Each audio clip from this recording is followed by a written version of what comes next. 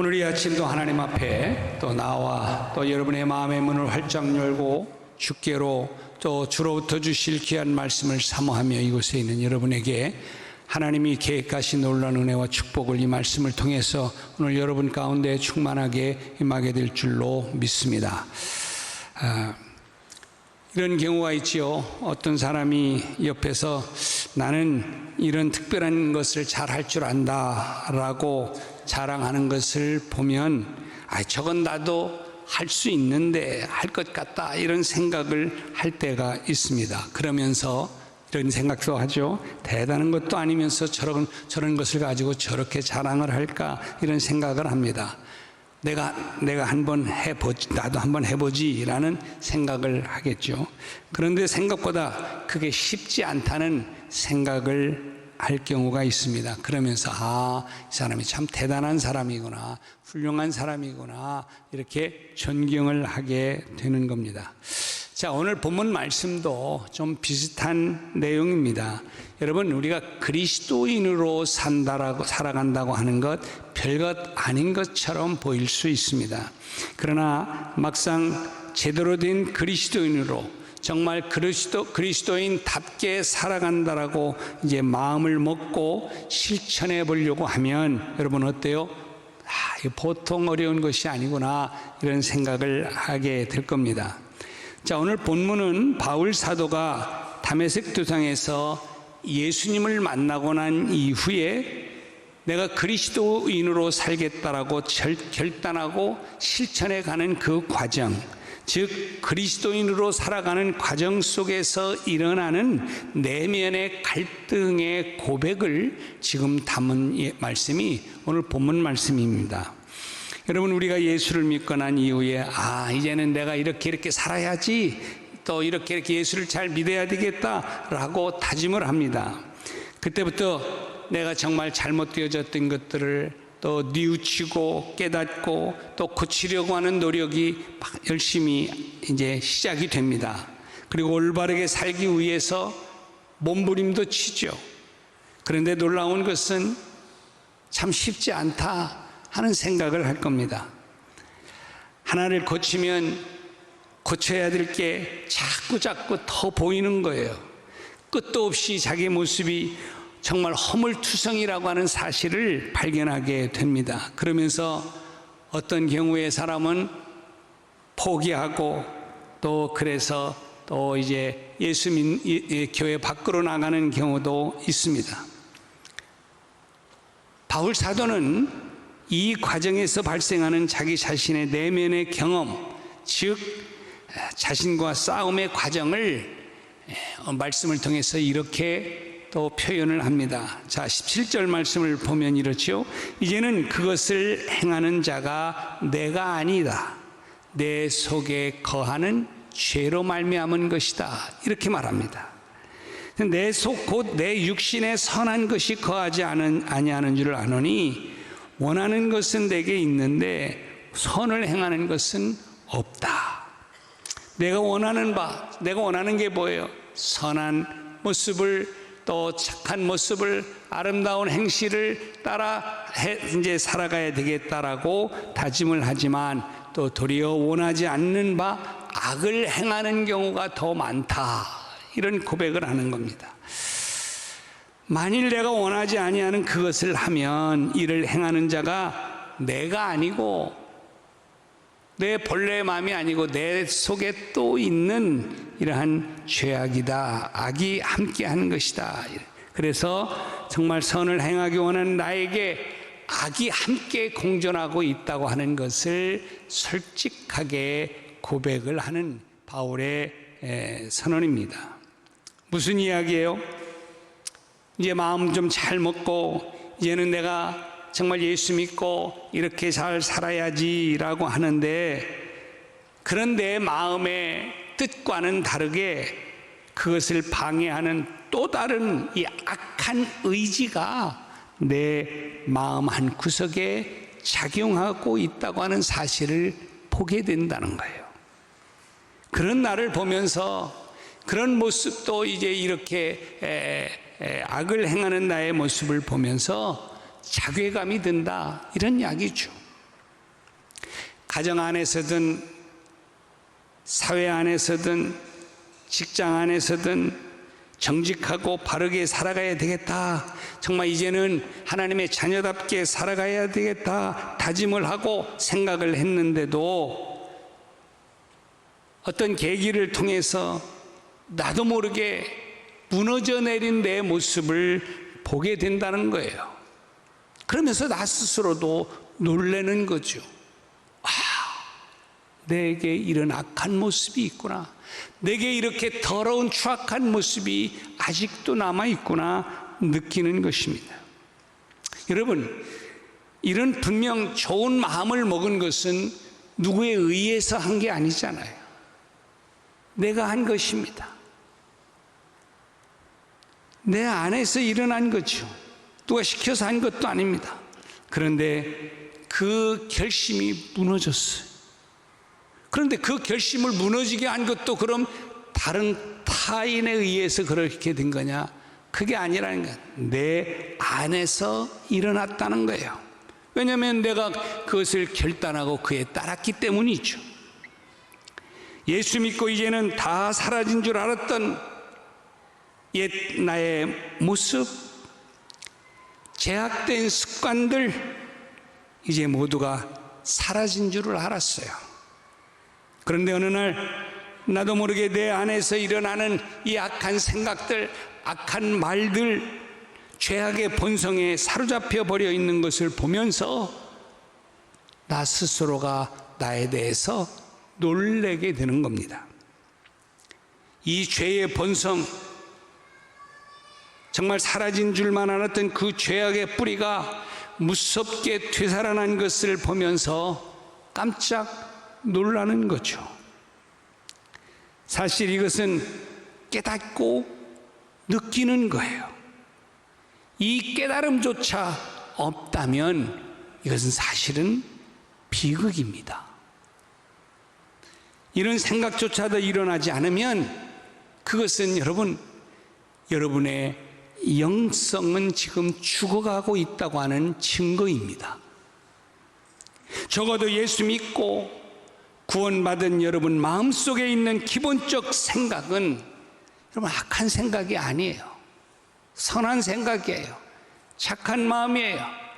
말씀대로 순종해 가고자 하는 이러한 마음이 여러분의 생각입니다. 그런데 그것을 무너지게 하는 것은 대부분 불의하고 거짓되고 악한 것이죠. 이 악한 본성이 어느샌가 나도 모르는 사이에 다시 꿈틀거리면서 살아나게 되더라는 거예요. 바울 사도가 오늘 말씀에서 그것을 이렇게 표현하잖아요. 7장 22절에 보니까 내 속사람으로는 하나님의 법을 즐거워하되. 그렇죠. 예수님을 알고 예수님을 믿게 된 내가, 직분을 가진 내가 정말 예수님의 하나님의 법을 즐거워하죠. 감사하죠. 따르겠다라고 다짐을 하죠. 그런데요, 내 지체 속에서 한 다른 법이 또 내 마음의 법과 싸워서 내 지체 속에 있는 죄의 법으로 나를 사로잡아온다. 나를 막 붙잡아 온다는 거예요. 내 마음, 내 의지는 하나님의 뜻을 따르고 정말 순종하며 잘 가야 되겠다라고 작정을 하고 다짐을 했어요. 그런데 또 다른 어떤 의지, 또 다른 이런 어떤 악한 생각, 악한 죄악의 본성이 나를 막 죄악 가운데로 나도 모르게, 나도 원치 않지만 어느 한 순간에 나를 그런 곳으로 이끌어 간다는 것입니다. 그런 자기 자신을 바라보면서 사도 바울이 지금 막 괴로워하는 거예요. 괴로워하는 거예요. 오라, 나는 곤고한 사람이로구나. 여러분, 지금 사도 바울이 어떤 상태에 있는 사람입니까? 예수를 믿고 결단하고 그리고 예수 안에서 살아가겠다라고 다짐한 사람입니다. 그런 그가 내 안에서 일어나는 이 갈등, 또 내 안에서 의지적으로 표출되어진 이런 더러운 악한 모습을 보면서 순간 깜짝 놀라는 거예요. 아, 나는 곤고한 사람이구나. 답답하구나. 안타깝구나. 이거 어찌해야 되느냐. 이런 그런데요, 이처럼 우리 삶 안에서 일어나는 일들에 대해서 사람들은요, 세 가지의 반응을 하면서 살아갑니다. 첫째는 이런 반응이 있을 때 어떤 사람은 어쩔 수 없다라고 그냥 그것을 운명론적으로 받아들입니다. 어떻게 생각하면 쿨해 보이죠. 참 좋은 성품인 듯 보입니다. 그렇지만 여러분, 이건 위험한 것입니다. 생각 없이 사는 것이죠. 무력한 존재가 되는 것이죠. 이런 사람이 많은 사회는 사실 희망이 없는 사회가 되는 것입니다. 이런 사람이 많은 주류를 이루는 교회는 희망이 없는 것입니다. 이것이 썩어져가는 사회의 단면적인 모습이 될 겁니다. 두 번째로는 이런 현상이 왔을 때에 합리화하고 정당화하는 거예요. 이런 생각입니다. 야, 나만 이렇게 그러냐? 세상 모두가 다 그래?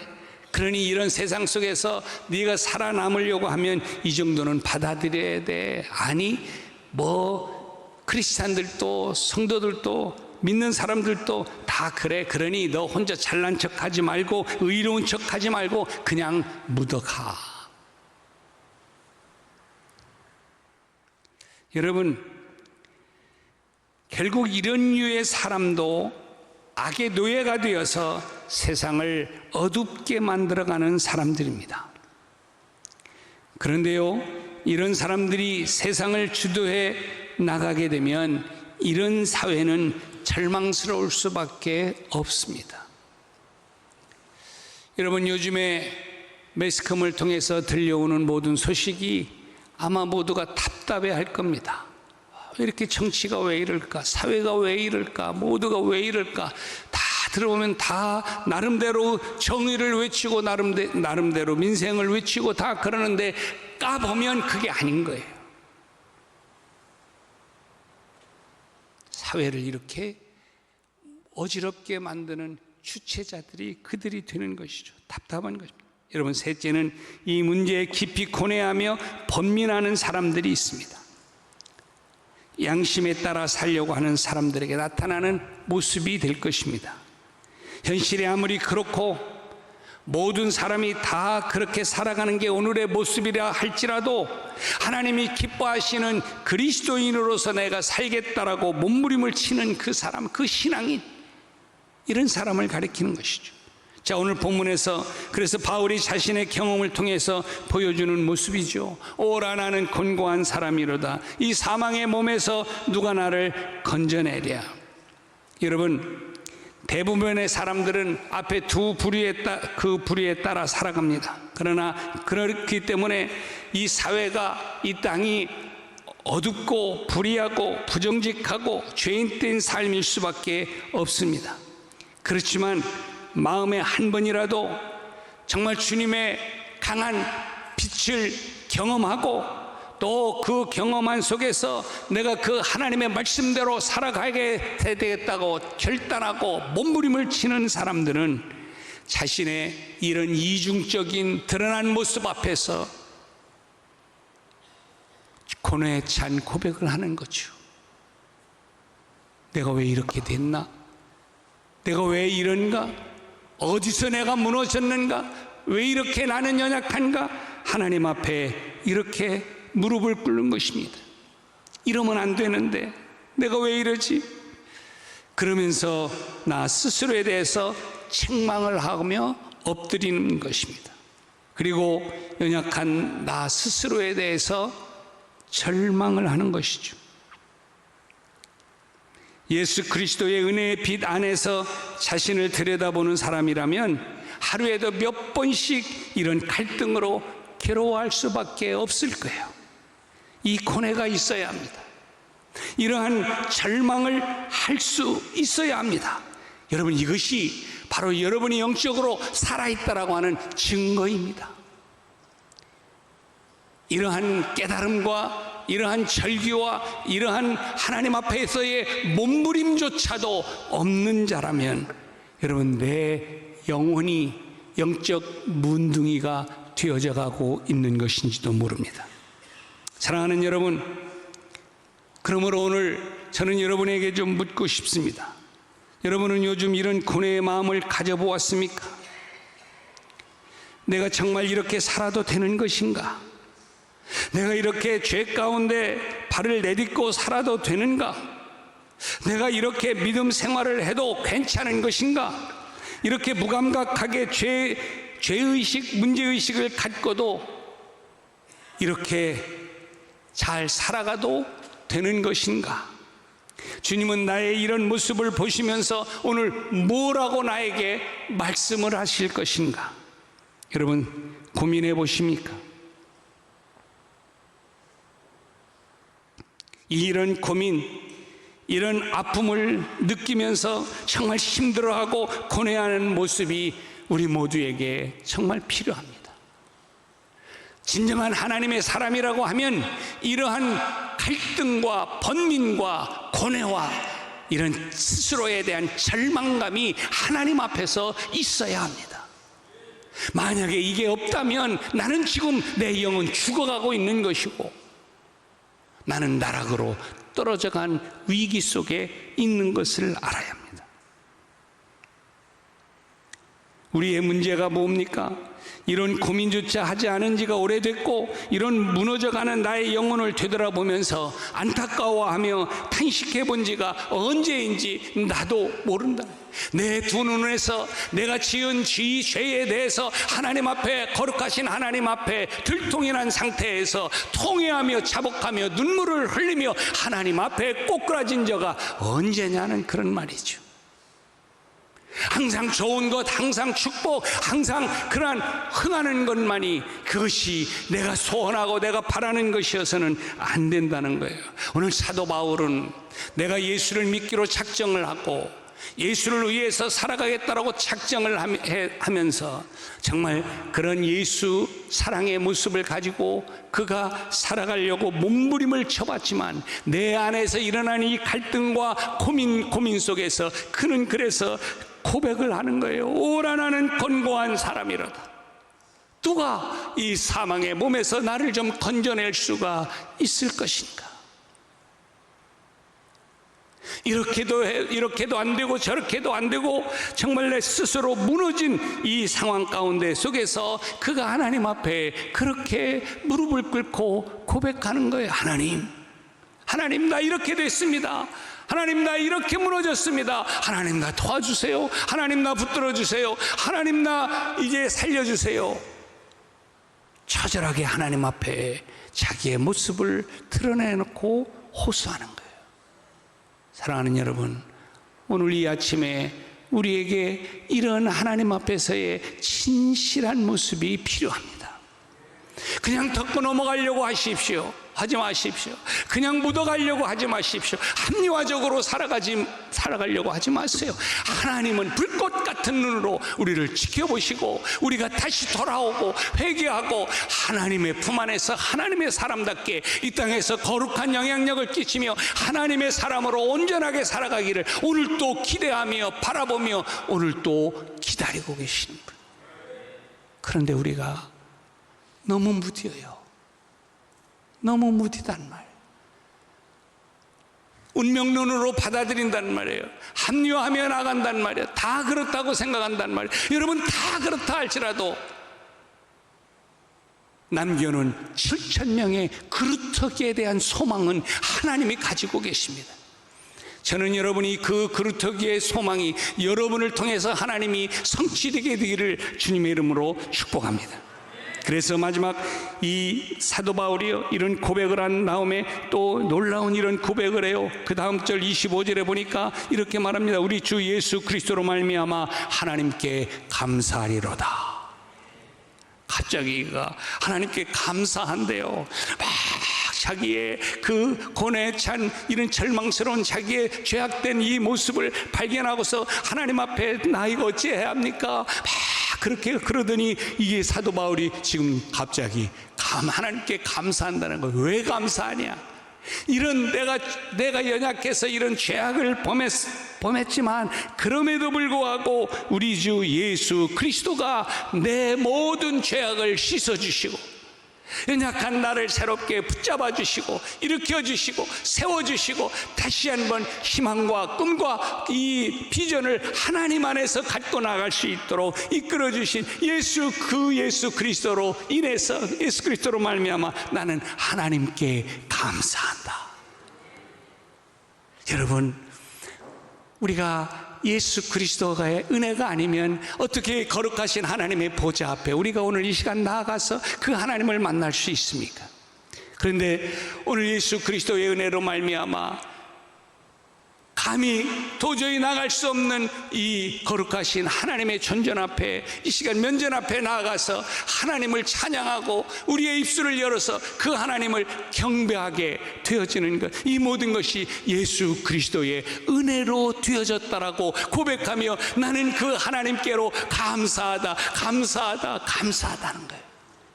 여러분, 감사의 이유가 이것이에요. 여러 가지 우리가 이런 거 주셔서 감사합니다, 저런 거 지켜주셔서 감사합니다, 이것도 중요하지만 여러분, 이 죄악된 내가 하나님의 거룩하신 보좌 앞에 나갈 수 있도록 이끌어 주신 그 하나님의 은혜를 감사하는 거죠. 이게 가장 큰 감사. 여러분, 이 감사가 여러분 안에서 사도 바울처럼 오늘 또 여러분의 고백으로 감사로 이어질 수 있게 되기를 주님의 이름으로 축복합니다. 자, 이렇게 코네 찬 이런 그 고백을 탄식을 하던 사도 바울이 8장에 넘어가서는 그가 하나님의 성령을 의지하면서 나의 이렇게 연약한 나의 모습을 아시는 하나님께서 거룩한 하나님의 성령을 우리에게 부어주셔서 우리에게 함께 하셔서 우리가 넉넉히 하나님의 성령을 의지하면서 이기게 하셔서 이제는 점점 성화의 바른 길을 가면서 빛된 삶을 살며 거룩한 또 복된 열매를 맺으면서 하나님이 우리에게 기대하시는 거룩하신 뜻을 이루면서 살아가게 하신다라는 고백을 하면서 하나님께 영광을 올려드리는 모습이 8장에서 이제 이어져 나옵니다. 여러분, 바로 그것입니다. 먼저 내가 하나님 앞에 나의 이런 죄악된 모습, 내가 정말 이제 크리스찬으로서 하나님의 사람으로서 하나님의 뜻을 거스리며 죄악된 모습을 내 안에서 일으키면서 정말 이 땅에 드러내는 이런 모든 이런 악한 모습 앞에 하나님 앞에 깨닫고 회개하고 하나님 앞에 무릎을 꿇고 철저하게 부르짖을 때, 아니 하나님 앞에서 내 존재의 모습에 대해서 실망하고 완전하게 절망하게 될 때, 그때부터 우리는 다시 하나님 앞에 한 걸음씩 온전하게 나아갈 수가 있게 되는 것입니다. 여러분, 이것이 없이는 절대로 한 발자국도 하나님 앞에 나갈 수가 없는 거예요. 그러므로 이 사도 바울처럼 이 사실을 깨닫는 것 자체가 하나님의 은혜예요. 이게 깨달아지지 않고 무감각하면 나는 지금 죽어가고 있다고 하는 증거가 되는 것입니다. 사랑하는 여러분, 오늘 이 시간 우리가 하나님 앞에 이렇게 고백했으면 좋겠어요. 주님, 저는 이처럼 연약한 존재입니다. 또 이렇게 처참하게 무너져 있습니다. 주님이 도우시는 은혜가 아니면 나는 주님 앞에 한 발짝도 나갈 수가 없습니다. 오늘 깨달았습니다. 내가 이런 존재입니다. 나는 다 무너졌습니다. 하나님 도와주세요. 하나님 붙들어 주세요. 하나님 함께 해주세요. 그래, 다시 일어나게 해주세요. 다시 깨닫게 해주세요. 다시 일으켜 세워주셔서 하나님의 거룩한 의를 이루어가는 하나님의 사람으로 온전하게 서가게 하여 주옵소서. 이런 모습으로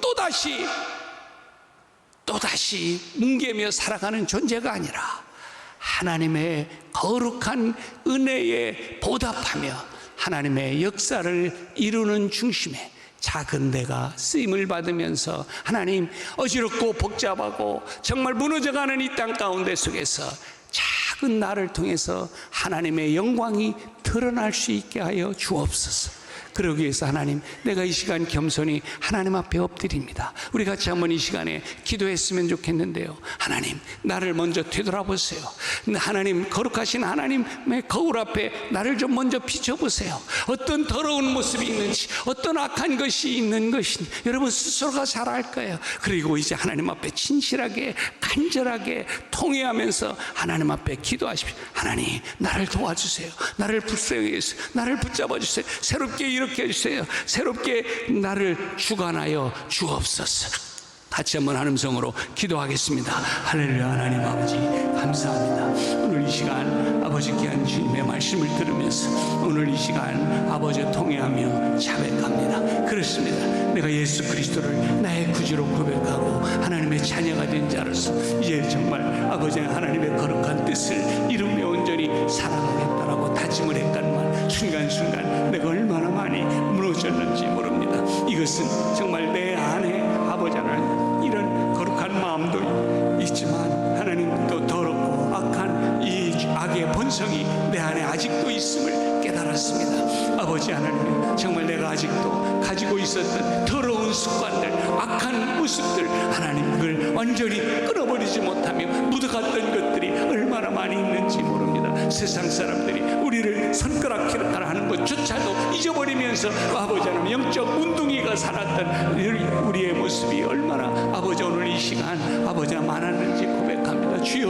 우리를 긍휼히 여기소서. 용서하여 주옵소서. 오라 나는 권고한 사람이로다. 하나님, 누가 나를 아버지의 이러한 사망의 몸에서 나를 구원해 줄 수 있으리야. 사도 바울의 고백처럼 오늘 이 시간 우리도 함께 고백합니다. 주여 도와주옵소서. 우리를 붙잡아 주옵소서. 함께 다시 한번 그 하나님의 은혜 안에서 소생하게 하여 힘을 얻게 하시고 다시 발걸음을 돌리게 하시고 아니 하나님의 성령과 함께 아버지 우리가 다시 한번 일어나 하나님의 거룩한 역사와 하나님의 거룩한 뜻을 이루어가는 그 아름다운 중심에 아버지 하나님 우리가 함께하고 또 아버지 뜻을 이룰 수 있도록 하나님 인도하여 주옵소서. 함께하여